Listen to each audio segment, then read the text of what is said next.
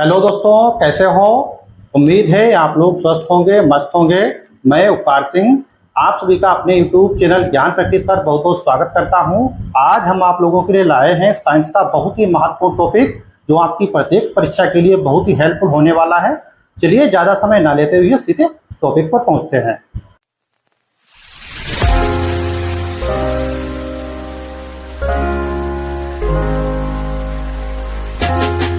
आज का हमारा टॉपिक है एसिड एंड बेस, अम्ल तथा क्षार। तो सबसे पहले आइए जानते हैं अम्ल है क्या। एसिड,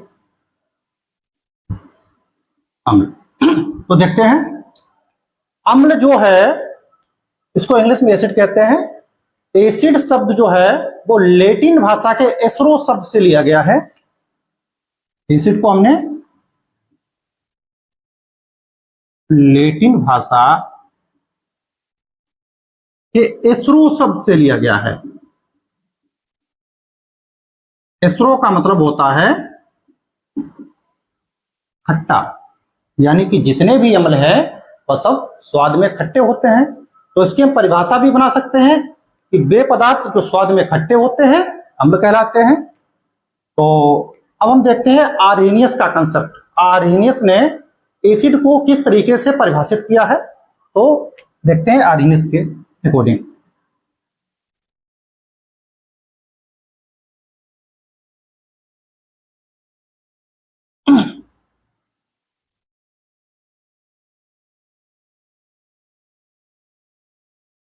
आर्हेनियस आर्हेनियस ने बताया कि अम्ल वे पदार्थ होते हैं जो जल में घुलकर हाइड्रोजन आयन देते हैं, अम्ल कहलाते हैं। तो इसको भी हम एग्जाम्पल्स के माध्यम से समझेंगे। पहला एग्जाम्पल ले लेंगे हम।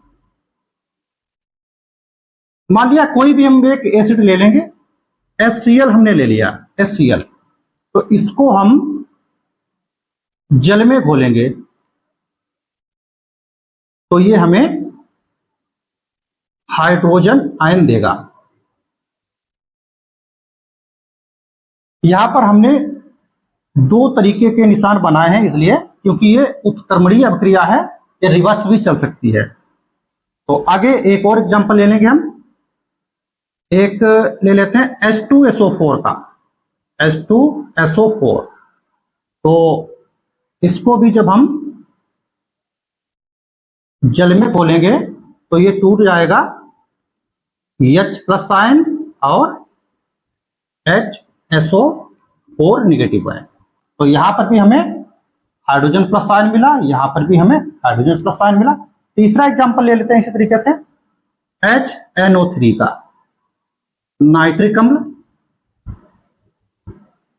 तो यहां पर क्या है, यहां पर भी हमें हाइड्रोजन आयन मिला है और NO3 नेगेटिव आयन मिला है। तो ये तो हो गई है आर्हेनियस के अकॉर्डिंग अम्ल की परिभाषा। इसका नाम है हाइड्रोक्लोरिक अम्ल, इसका नाम है सल्फ्यूरिक अम्ल और इसका नाम है नाइट्रिक अम्ल। ये तीन अम्लों के एग्जाम्पल से हमने आपको एसिड की परिभाषा समझाई है, वो भी आर्हेनियस के अकॉर्डिंग। अब आइए देखते हैं बेस यानी कि क्षार क्या है। तो क्षार क्या है, इसको इंग्लिश में कहते हैं बेस। बेस क्षार वे पदार्थ होते हैं जो जल में घुलकर हाइड्रोक्साइड आयन देते हैं, क्षार कहलाते हैं। इसको भी एग्जांपल्स के माध्यम से समझेंगे। जो भी परिभाषाएं बता रहे हैं उनको आप लोग जो है नोट कर लें। हम एक क्षार ले लेंगे NaOH, इसको हम जल में घोलेंगे तो यहां पर क्या है, हमें हाइड्रोक्साइड आयन मिलता है। यह है हाइड्रोक्साइड आयन, इसकी वजह से NaOH क्या है, एक क्षार है। दूसरा एग्जांपल ले लेंगे हम, यहां पर ले लेते हैं हम NH4OH का, अमोनियम हाइड्रोक्साइड। तो यहां पर भी इसको भी हम जल में घोलेंगे तो हमें हाइड्रोक्साइड आयन मिलेगा, यहां पर प्लस आयन। तो ये तो हो गई है क्षार की परिभाषा। फिर एक बार रिपीट कर रहे हैं, क्षार वे पदार्थ होते हैं जो जल में घुलकर हाइड्रोक्साइड आयन देते हैं।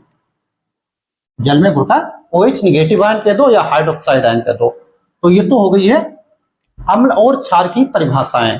अब आगे हम बात करते हैं अम्लों के प्रकार। बच्चों, अम्ल दो प्रकार के होते हैं, एक तो प्रबल अम्ल, दूसरा दुर्बल अम्ल। तो सबसे पहले हम देखते हैं प्रबल अम्ल के बारे में। प्रबल अम्ल, इंग्लिश में कहते हैं इनको स्ट्रोंग एसिड। Strong acid.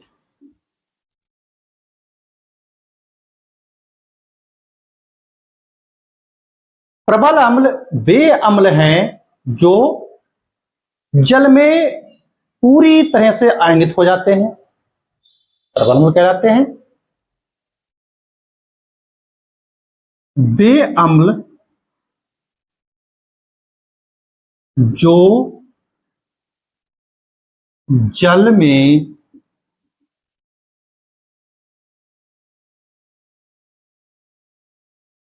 पूर्ण रूप से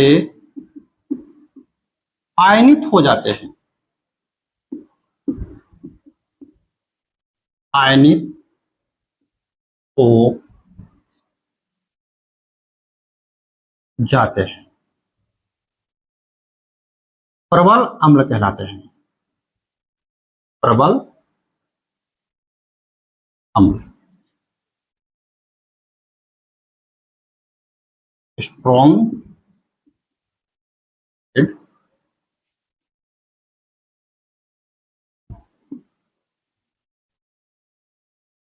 कहलाते हैं। आइए देखते हैं प्रबल अम्लों के कुछ एग्जाम्पल। पहला ले लेते हैं HCl, दूसरा HNO3 और एक और ले लेते हैं हम H2SO4। बच्चों, ये सब जो है प्रबल अम्ल के उदाहरण हैं, और भी बहुत सारे हैं जो आपको बुक्स में मिल जाएंगे।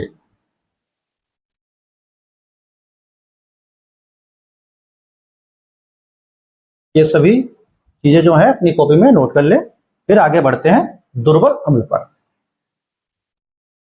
दुर्बल अम्ल वे अम्ल होते हैं जो जल में पूरी तरह से आयनित नहीं होते हैं, आंशिक रूप से आयनित होते हैं, उनको हम दुर्बल अम्ल कहते हैं। वे अम्ल जो जल में पूर्ण रूप से आयनित नहीं होते हैं,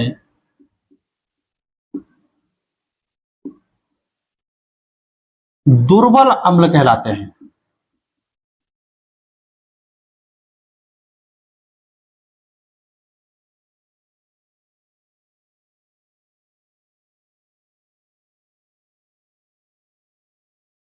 दुर्बल अम्ल कहलाते हैं। आइए इनके भी कुछ अब एग्जांपल्स देख लेते हैं। पहला एग्जांपल है HCN और CH3COOH का H2CO3R देखते हैं। HCN इसका नाम है हाइड्रोजन साइनाइड। यह भी एक दुर्बल अम्ल है, यह भी जल में पूर्ण रूप से आयनित नहीं होता है, और ये तो बहुत फेमस है। एसिटिक अम्ल, सिरका में पाया जाता है, जिसको हम खाद्य परिरक्षक के रूप में प्रयोग करते हैं। यह है कार्बोनिक अम्ल। ये जितने भी अम्ल हैं ये सब दुर्बल अम्ल के उदाहरण हैं। देखते हैं अम्लों के गुण। अम्ल और क्षार, इन दोनों के गुण देखते हैं हम। पहला गुण अम्ल का,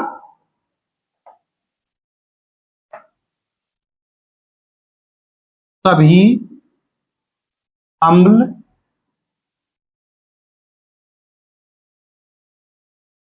विद्युत के सुचालक होते हैं।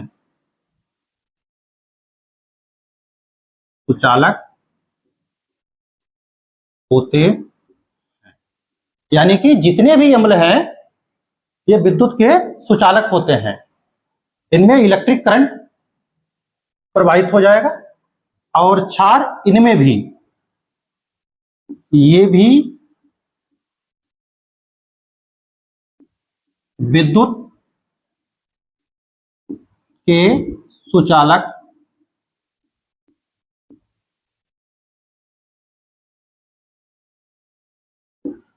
होते हैं। दूसरा देखेंगे हम, इनका पीएच मान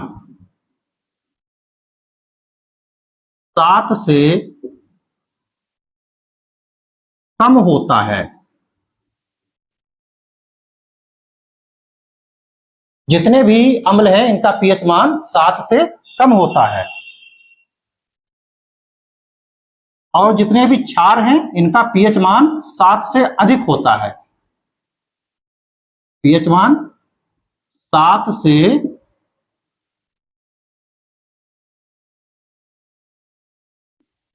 अधिक होता है। तीसरा गुण देखेंगे हम, सभी अम्ल विद्युत के सुचालक होते हैं और क्षार भी विद्युत के सुचालक होते हैं। अम्लों का पीएच मान 7 से कम होता है और क्षारों का पीएच मान 7 से अधिक होता है। और सभी अम्ल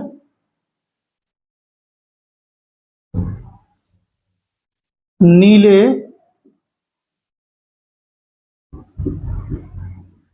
लिटमस पेपर को लाल कर देते हैं।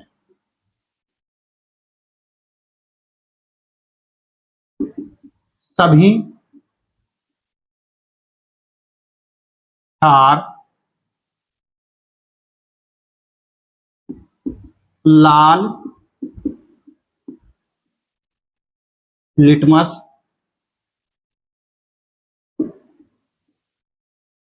पेपर को नीला कर देते हैं। नीला कर देते हैं।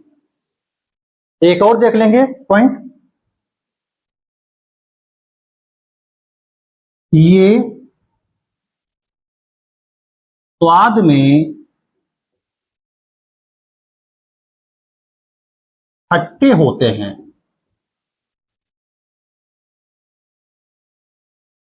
और क्षार जो है ये स्वाद में कड़वे होते हैं। ये स्वाद में कड़वे यानी तीखे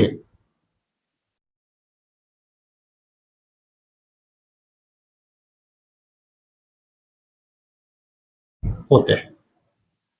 तो बच्चों ये तो हो गए हैं अम्ल और क्षार के गुण। इनको याद कर लेना और अपनी कॉपी में नोट कर देना। आइए देख लेते हैं अम्ल तथा क्षारों की कुछ रासायनिक अभिक्रियाएं। तो सबसे पहले अम्लों की अभिक्रियाएं देख लेंगे हम। अम्ल जो हैं इनकी अभिक्रियाएं देखेंगे। जो भी अम्ल है वो धातुओं के साथ में अभिक्रिया करते हैं तो वो हाइड्रोजन गैस देते हैं। इसको हम एग्जांपल्स के माध्यम से समझेंगे। हमने एक धातु ले ली है Zn और एक एसिड ले लेंगे हम H2SO4। ये धातु है, इसका नाम है जिंक धातु। तो ये तो अम्ल है H2SO4, सल्फ्यूरिक अम्ल। तो यहां पर हमें प्राप्त होता है ZnSO4 प्लस हाइड्रोजन गैस। अगली रिएक्शन समझते हैं हम एग्जांपल्स के माध्यम से। यहां पर हम एक धातु ले लेंगे सोडियम और एक एसिड ले लेंगे हम HCl। तो यहां पर भी क्या होगा, हमें हाइड्रोजन गैस प्राप्त। तो बच्चों इसे नोट कर लें। और एक हम बहुत ही इंपॉर्टेंट रिएक्शन बताने जा रहे हैं जो बहुत ज्यादा परीक्षाओं में पूछी जाती है कि अम्ल जो है वो क्षारों के साथ में अभिक्रिया करते हैं तो क्या बनाते हैं। कोई भी अम्ल है, मान लिया हमने एक अम्ल ले लिया है HCl, एक क्षार ले लेंगे हम NaOH। तो ये है अम्ल, ये क्षार है। जब ये आपस में अभिक्रिया करेंगे तो बनाएंगे लवण तथा जल। तो यहां पर बन जाएगा लवण NaCl सोडियम क्लोराइड और जल भी साथ में बनेगा।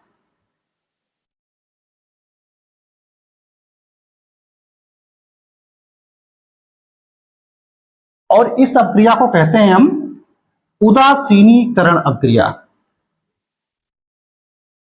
इसको कहते हैं उदासीनीकरण अभिक्रिया।